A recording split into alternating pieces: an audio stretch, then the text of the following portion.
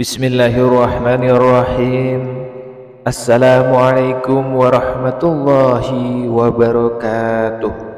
Syukur alhamdulillah kita masih bisa berjumpa lagi di channel ini.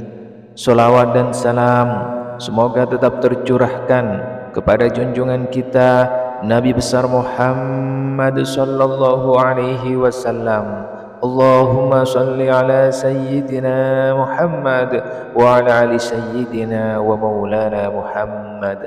Harapan dan doa saya semoga saudaraku semua diampuni segala dosanya, dimurahkan rezekinya dan dipanjangkan umurnya. Amin amin ya rabbal alamin.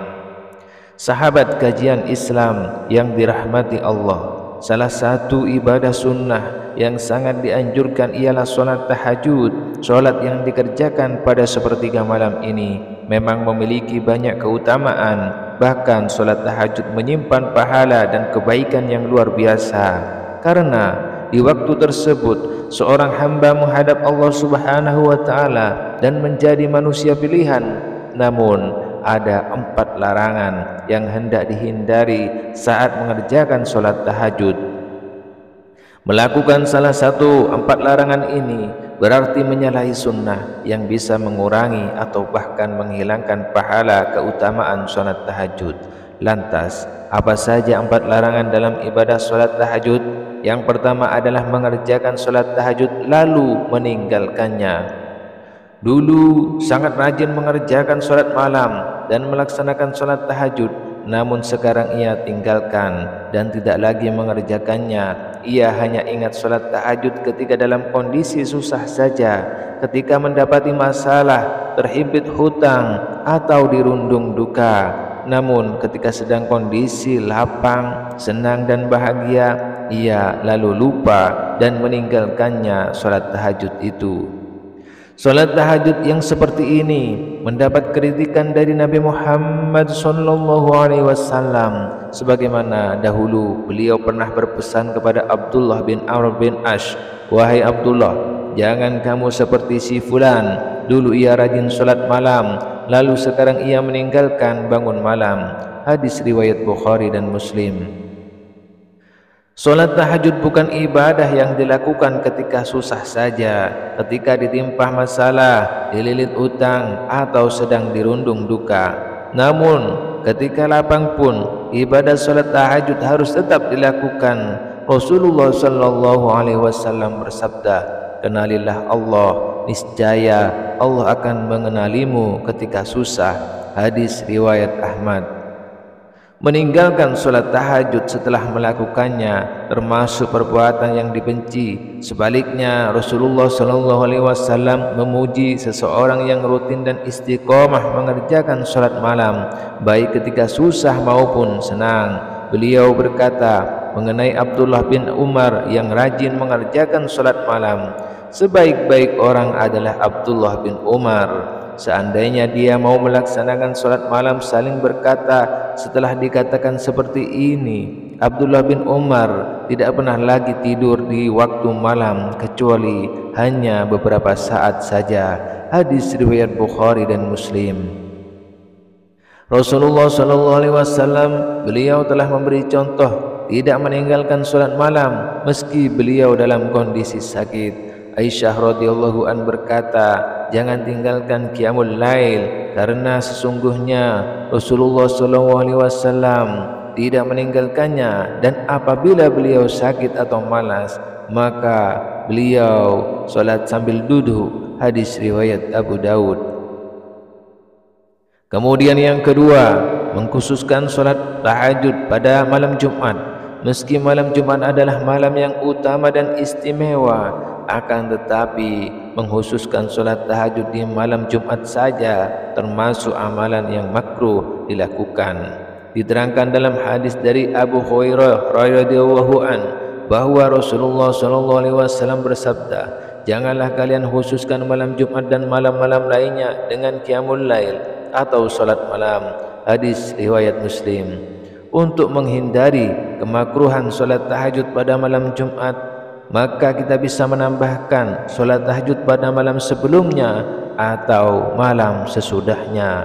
sebagaimana penjelasan dari Ibnu Hajar Al-Haytami dalam Tuhfatul Muhtas. Beliau berkata, makruh menghususkan malam Jumat dengan qiyamul lail, maksudnya dengan solat, karena larangannya terdapat di dalam hadis riwayat Muslim. Dari situ sebagai kitab matan Minhajul Abidin dirumuskan hilangnya kemakruhan menambahkan satu malam sebelumnya atau sesudahnya akan lebih baik lagi jika kita diistimewakan amalan salat tahajud itu, sebab menghususkan salat malam pada malam Jumat saja merupakan amalan yang makruh. Kemudian yang ketiga, melaksanakan salat tahajud saat ngantuk. Jika mengantuk, hentikan atau tunda dulu salat tahajudnya dengan tidur atau istirahat sejenak sampai hilang ngantuknya dan tubuh kembali fit. Inilah sunnah yang diajarkan oleh Rasulullah sallallahu alaihi wasallam. Diriwayatkan bahwa Nabi Muhammad sallallahu alaihi wasallam pernah menegur Sayyidah Zainab yang memaksakan diri untuk melaksanakan salat dalam keadaan mengantuk.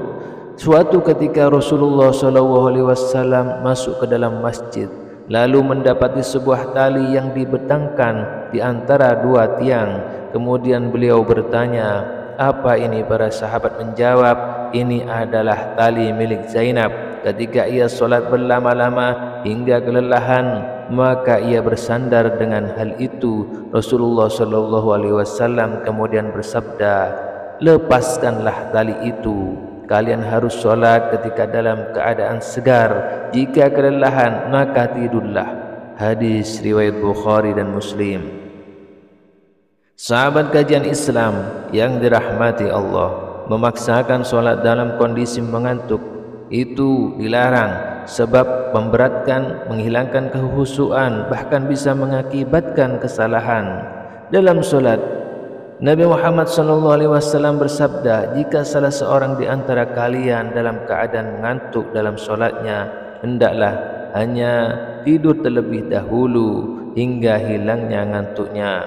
Karena jika salah seorang di antara kalian tetap melaksanakan solat, sedangkan ia dalam keadaan ngantuk berat, ia tidak akan tahu mungkin yang dimaksud meminta ampun, tetapi ternyata malah mencela dirinya." Hadis riwayat Bukhari.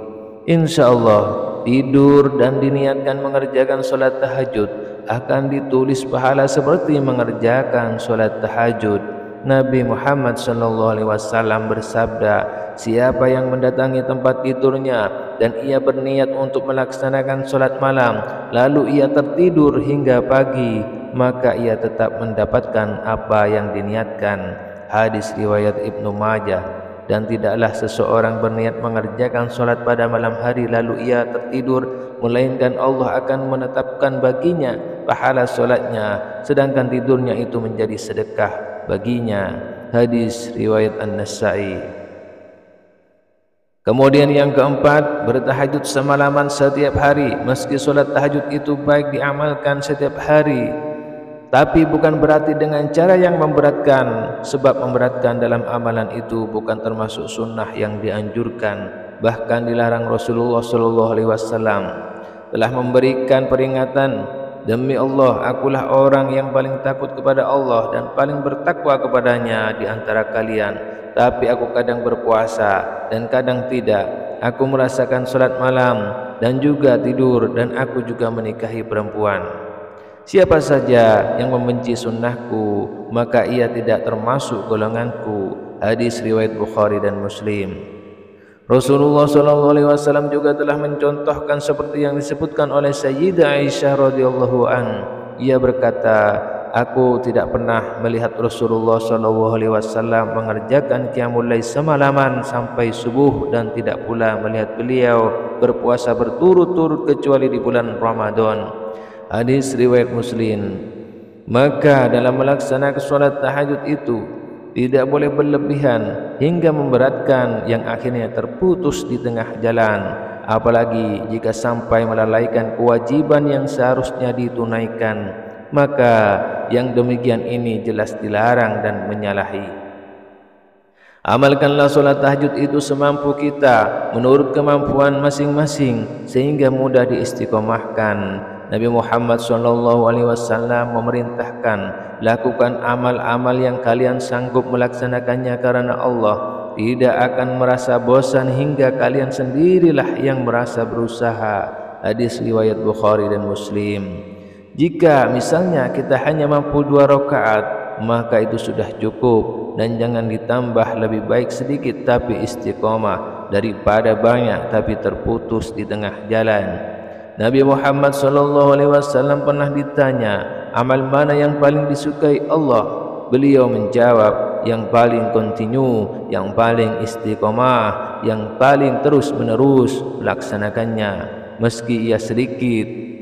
Hadis riwayat Bukhari dan Muslim.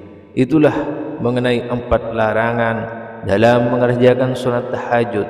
Semoga kita semua diberikan kemudahan oleh Allah dan istiqamah dalam melaksanakannya.